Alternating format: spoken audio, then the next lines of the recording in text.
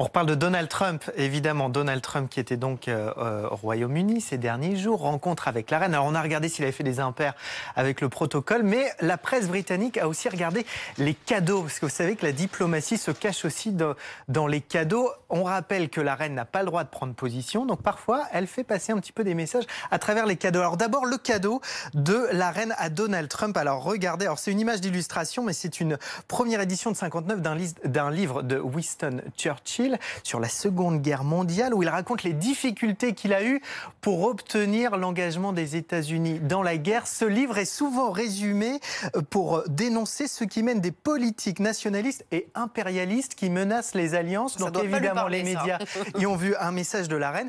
Réponse de Donald Trump. Regardez ce qu'il a offert à la reine Elisabeth. Une broche Tiffany de $650. Une broche qui représente un coquelicot. Le coquelicot, symbole des anciens combattants au Royaume-Uni. Pas très délicat. Il paraît que c'est une réponse à la reine parce que l'an dernier, la reine aurait fait passer quelques messages à Trump via ses broches quand il est venu au Royaume-Uni. Alors d'abord, avec cette broche, ça c'est le jour où Trump est arrivé sur le territoire, elle portait une broche offerte par le couple Obama, et le jour de la rencontre, elle portait carrément la broche qu'elle portait aux funérailles de son père, là aussi pas très feel good. Et parmi les autres cadeaux, on parle aussi beaucoup des cadeaux faits par Theresa May au couple Trump, parce que ça faisait aussi partie des rencontres de ces derniers jours. Alors, Theresa May, pour Trump, elle a offert elle aussi un cadeau en rapport avec Churchill. C'est un brouillon de la charte de l'Atlantique, donc je ne vous refais pas l'explication.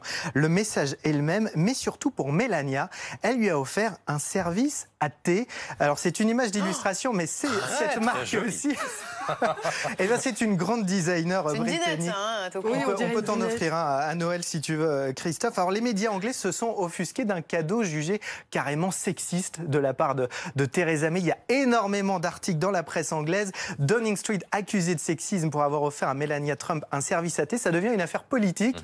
Les députés opposants à Theresa May ont multiplié les réactions. Regardez celle-ci, Joe Winson par exemple, qui dit « Tandis que le président Trump est traité comme un étudiant en histoire, sa femme reçoit le genre de cadeau qu'on offrait aux écolières. » Alors il faut rappeler qu'il y a 2 ans, Theresa May avait fait polémique en participant à une émission de télé en Angleterre où elle avait expliqué qu'il y avait des tâches ménagères pour les garçons et des tâches ménagères différentes pour les filles. Évidemment, ça lui revient en pleine figure cette semaine. Que vous avez le même vestiaire. Hein. Ouais, je vois quand on va. On a un prix. Vous avez eu un prix de gros sur les marchés shopping ensemble. Comment ça, un prix de gros, dis donc, Adeline? Pas mal. Les deux ados de l'équipe.